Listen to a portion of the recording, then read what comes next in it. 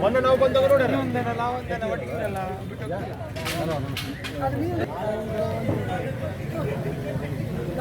ಇದು ಈಗ ಏನು ಆಕಳಿಗೆ ಕಾಣುವಂಥ ಲಕ್ಷಣ ನೋಡಿದರೆ ರ್ಯಾಬಿಸ್ ಹುಚ್ಚುನಾಯಿ ರೋಗದ ಲಕ್ಷಣ ಕಾಣ್ತಾ ಇದೆ.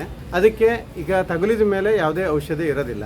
ಅದನ್ನು ನಾವು ಈಗಾಗಲೇ ಹಗ್ಗ ಹಾಕಿ ಕಟ್ಟಿದ ಕಾರಣ ಅದು ಅದೇ ರೀತಿ ಉಳಿಯೋದೇ ಆಗ್ತದೆ. ಉಳಿದ ದನಗಳಿಗೆ ನಾವು ಸಂಗಡ ಇದ್ದೋಕೆ ಅದು ಯಾವುದೇ ಓನರ್ ಇದ್ದರೆ ನಾವು ವ್ಯಾಕ್ಸಿನೇಷನ್ ಮಾಡ್ಬೋದು. ಅದನ್ನು ಮಾಡಿಕೊಡ್ತೀವಿ. ನಮ್ಮ ಇಲಾಖೆಯಿಂದ ಸಪ್ಲೈ ಇರ್ತದೆ, ಅದನ್ನು ಮಾಡಿಕೊಡ್ಬೋದು ಸರ್. ಔಷಧಿ ಇಲ್ಲ ಇದಕ್ಕೆ. ನಾವು ಅದನ್ನು ಮುಟ್ಟಬಾರ್ದು. ಆಮೇಲೆ ಅದರ ಜೊಲ್ಲನ್ನು ನಾವು ಎಲ್ಲೂ ಕೂಡ ತಾಯಿಸ್ಕೊಳ್ಬಾರ್ದು. ಒಂದು ವೇಳೆ ತಾಯಿಸಿತ್ತು ಅಂತಂದರೆ ಇಮ್ಮಿಡಿಯೇಟಾಗಿ ನಾವು ಲಸಿಕೆಯನ್ನು ತೆಗೆದುಕೊಳ್ಬೇಕಾಗ್ತದೆ. ಅದು 5 ಲಸಿಕೆಯನ್ನು 0, 3, 7, 14 ಮತ್ತು 28 ಡೇಸ್ ಅಂತ. ಆಮೇಲೆ 90 ಡೇಸಲ್ಲಿ ಕೂಡ ಒಂದು ಲಸಿಕೆ ಇರ್ತದೆ.